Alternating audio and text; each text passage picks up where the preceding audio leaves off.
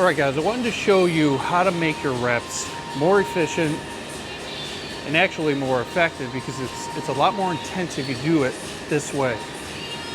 It all comes down to the changes in direction.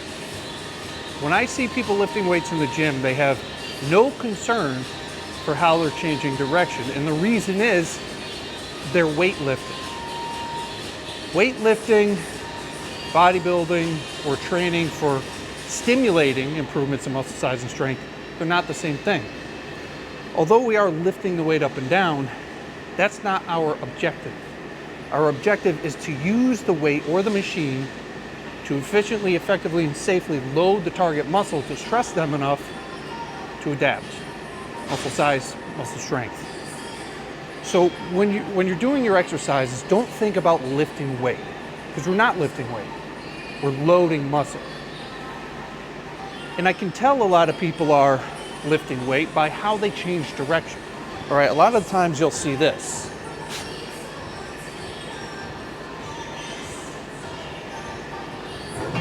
Okay, while there's not inherently anything wrong with that, it's just highly inefficient. And if you do it the way I'm about to show you, it's going to be more efficient, because you're going to inroad your muscular strength and momentary capability a lot more quickly. Okay, and it's also going to result generally in more intensity, which we know is going to be a better result. So instead of lifting the weight up and down, we need to remember the purpose of this machine in particular, or any machine you're using, is to load the target muscle group. Now in this case, what are the target muscle groups? It's going to be the posterior, the upper back, okay? Rear delts, rhomboids, traps, lats, and your biceps. Now with that in mind, we want to provide as much stress and load to the muscle as possible. And by using momentum in the extended position and at the top, there's actually brief periods where the muscle is unloaded. So instead of deeply inroading directly, we're inroading, recovering, inroading, recovering, inroading, recovering, etc. Makes it less efficient. So the way you want to do it is like this. Focus on the target muscle group, all right? And focus on loading and contracting that target muscle group, not making the handles move, okay? So at first you want to get yourself in the starting position, okay? Which in this case, we're going to retract my scapula a little bit. So that way we have the target muscle group already engaged. And then we're going to start squeezing and focus on contracting the target muscle group. Hold the contracted position to eliminate momentum. And at the bottom of the range of motion, avoid fully extending. Okay, so it's going to look like this. Squeeze, unsqueeze. Now the target muscle group is loaded the entire time. And same thing, change direction slowly at the bottom. Okay? One thing you also want to avoid is fully lengthening your arms, because this will retract your scapula. This will unload the target muscle, and then you reload them again. So a lot of people do it like this. Take a break. Okay, we don't want to do it like that. You want to keep your scapula retracted, so that way we have the target muscle group constantly under load. Another thing is the change in directions at the top. You'll notice a lot of times your body will try to get in a rhythm, and it's an efficiency thing. It's a energy conservation thing. So a lot of times you'll see people like a rhythm, okay? Now we want to actually interrupt that rhythm, and you're getting the rhythm by bouncing at the top. So a lot of times people come up,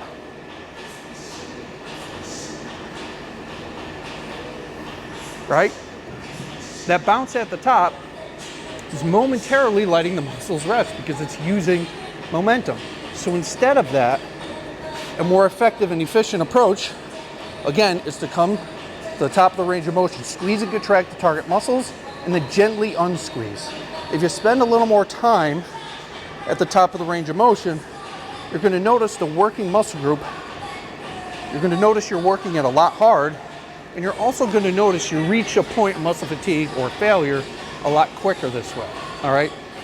Well, there's nothing inherently bad about bouncing around in the range of motion. The problem is external forces, okay? Force equals mass times acceleration. We're not talking about internal muscle forces here. Completely different topic, completely different thing.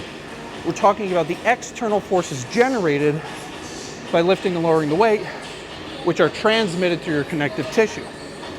So if we accelerate, force equals mass times acceleration. As acceleration goes up, the other side of the equation, force goes up.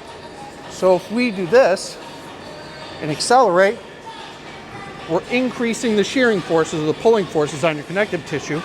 They're being transmitted through your connective tissue. That can lead to irritation or injury over time.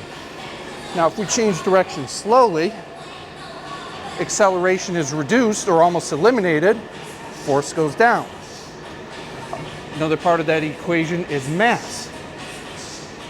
If we load this weight up with a lot of load, as mass increases, shearing forces and external forces transmitted through the connective tissue also increase.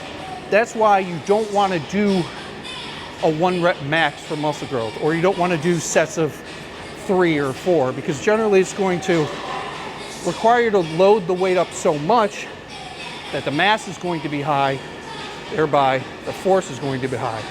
And a lot of times when you're using a heavy weight, it's very hard to refrain from using acceleration.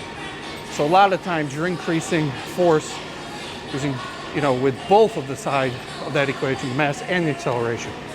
So that's why when you select a weight, you want to choose a moderate load. I like anything between 6 and 12, right? I like to do my reps a little slower, so I like kind of 6. But if you're doing faster reps, 2, 2, 3, 3, whatever, you can go like 8 to 12. But that's also why you don't want to use a huge amount of weight. You want to use adequate weight, not necessarily heavy, not necessarily light, but adequate. All right, because the goal is, the reason I explain it this way is because, very simply put, what good is all the muscle and the strength that you build if you screw up your joints in the process and you can't use that improvement in physical capacity? It's pointless, all right? If you hurt yourself in the process, the purpose of exercise is to increase physical capacity, muscular strength, bone and connective tissue strength, metabolic, cardiovascular fitness. What good is that if you beat up your body in the process to where you can't use it? A lot of people take no consideration for how safely they're doing the exercise. Most people care about how effective it is. But here's the thing. If you train intensely and consistently over time, everything is going to lead to the same end result, which is going to be your genetic potential. Now, the reason I advocate for training this way, slower changes direction, more moderate load instead of just racking up the bar with as much as you can tolerate, is for that longevity piece. If we all end up at our genetic potential at the end of the day, wouldn't you want to get there with no injuries? Exactly, it makes the most sense. So apply these tips to your exercises, change direction more slowly, with rowing movements, avoid fully extending the elbow, and focus on what you're doing to the muscle with the exercise, rather than what I'm doing to the machine with my muscles. We're not lifting weight here. We're using the machine to load, stress, thereby stimulate the target muscle group. All right? Don't forget to hit the like, subscribe, and the bell notification icon. You should be notified when I provide more tips on how to train effectively and safely to get the best physique you possibly can with as little time spent in the gym. And don't forget, if you want to learn how to train this way, go to goldenerasystem.com, download my Golden Era System. It outlines all these concepts in full detail and gets you into the gym using these concepts right off the bat. All right, take care.